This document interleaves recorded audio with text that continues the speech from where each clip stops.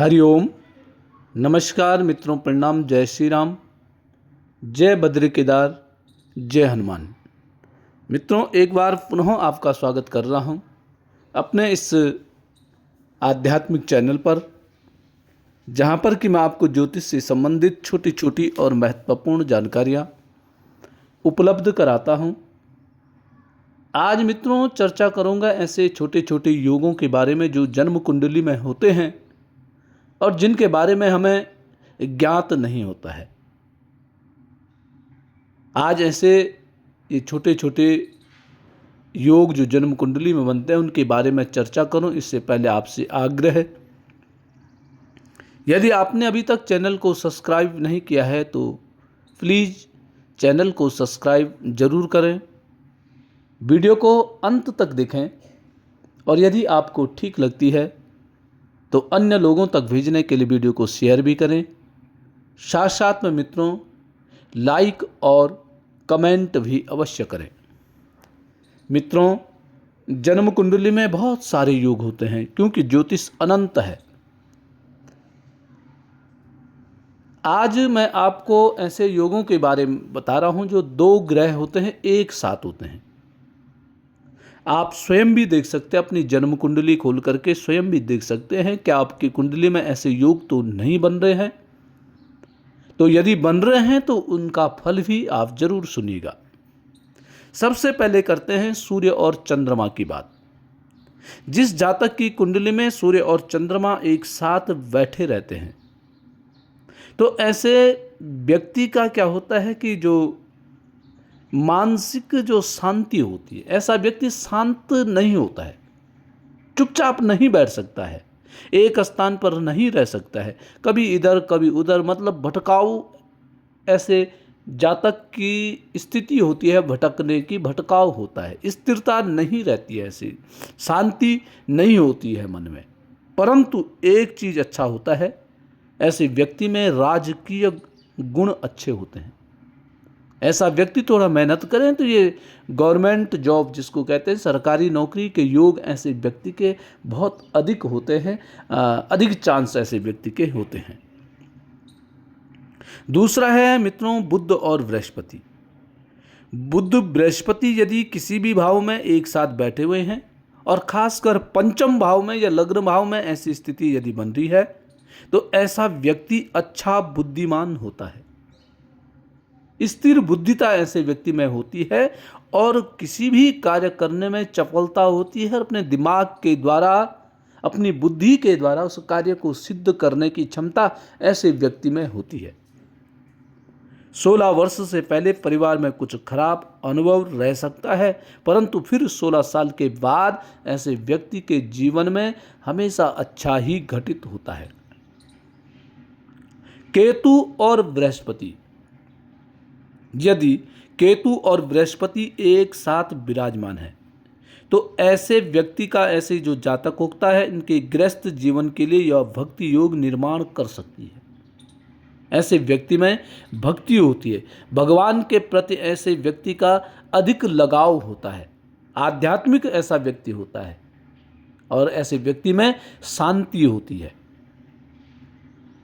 शनि और केतु, शनि केतु की जो युति होती है मित्रों वो बहुत अच्छी नहीं होती है। जिन जातकों की जन्म कुंडली में शनि और केतु एक साथ विराजमान हो जाते हैं, ऐसे व्यक्ति को अपना कैरियर बनाने के लिए बहुत मेहनत करनी पड़ती है, आसानी से अपना कैरियर को स्थिर नहीं कर पाता है। ऐसा व्यक्ति संघर्ष करना पड़ता है और ये निश्चित भी नहीं है कि जो आपने कोई कैरियर एक चुन लिया उसी पे अडिग रहेंगे। उसको बदलने के लिए भी आपके मन में बार बार बातें आती हैं। स्थिरता बहुत जरूरी है ऐसे व्यक्ति के लिए। शनि और केतु एक साथ आपके साथ बैठे हुए हैं। राहु और बृहस्पति, ये दोनों जब एक साथ होते हैं तो मित्रों एक योग बनता है गुरु चांडाल योग। ऐसा व्यक्ति थोड़ा बहुत तेज बोलने वाला होता है और ऐसी बातें भी कभी कभी कर लेता है कि जो दूसरे वाले के हृदय में बिल्कुल चुभ सी जाती है। तेज तरार ऐसा व्यक्ति होता है। ऐसे व्यक्ति में क्या होते हैं, डबल गिफ्ट। दो बातें ऐसी होती हैं, हो सकता है वो अगर अच्छी भी हो सकती है और दो बातें बुरी भी हो सकती हैं। ऐसा व्यक्ति इन्हीं दो बातों से परेशान होता है। या ऐसे भी हो सकता है, ऐसे व्यक्ति को दो विषयों पर बहुत अच्छा ज्ञान होता है परंतु दोनों में आधा अधूरा ज्ञान। ये होती है बृहस्पति और राहु की युति, इस प्रकार की कराती है। मतलब दो नाव में पांव रखने वाला ऐसा व्यक्ति होता है, और दो नावों में पांव रख दिया तो फिर यह जीवन के लिए अच्छा नहीं होता है, संघर्षमय जीवन पुनः हो जाता है। शनि और चंद्र की युति, शनि और चंद्रमा की जो युति होती है वह भी बहुत परेशान व्यक्ति को करती है, कार्यों में बड़ा देरी कर देती है। जो कार्य सावधानी से होने चाहिए थे उन कार्यों में विलंब होने लग जाता है, देरी होने लग जाती है। और यह युति प्रोफेशनल में छुपे हुए और चोर तरह के लोग देती है। ऐसे व्यक्ति जिनसे मित्रता करेंगे या पार्टनरशिप इत्यादि करते हैं तो वहाँ बिल्कुल गड़बड़ सी स्थिति पैदा हो जाती है। अपना स्वतंत्र काम ऐसे व्यक्ति को करना चाहिए और भगवान शंकर का पूजन इनके लिए बहुत लाभदायक होता है। सूर्य और केतु, सूर्य केतु भलाई का योग निर्माण होता है। व्यक्ति के दिल में, ऐसे व्यक्ति के दिल में करुणा होती है। सूर्य केतु एक साथ बैठ जाते हैं परंतु अपने कार्यों में बड़ी उलझन सी ऐसे व्यक्ति की होती है। जो चाहता है वह सफल नहीं हो पाता है, मन बिल्कुल अलग थलग बातों में लगा हुआ रहता है, शांति ऐसे व्यक्ति में भी नहीं होती है। चंद्र राहु ग्रहण योग होता है, और जिस व्यक्ति की जन्म कुंडली में चंद्र राहु एक साथ हो जाते हैं तो ऐसे व्यक्ति के जो विचार हो जाते हैं वह दूषित हो जाते हैं। जो बातें करते हैं ऐसा व्यक्ति तो दूषित बातें, मतलब जो बोल रहा है उसको खुद भी पता नहीं होता कि मैं बोल क्या रहा हूं, बेढंगी बातें। सब लोग इस रास्ते चल रहे होंगे जहां सबकी भलाई होगी परंतु वो उल्टा रास्ते चलेगा, वो दूसरे रास्ते पे चलेगा।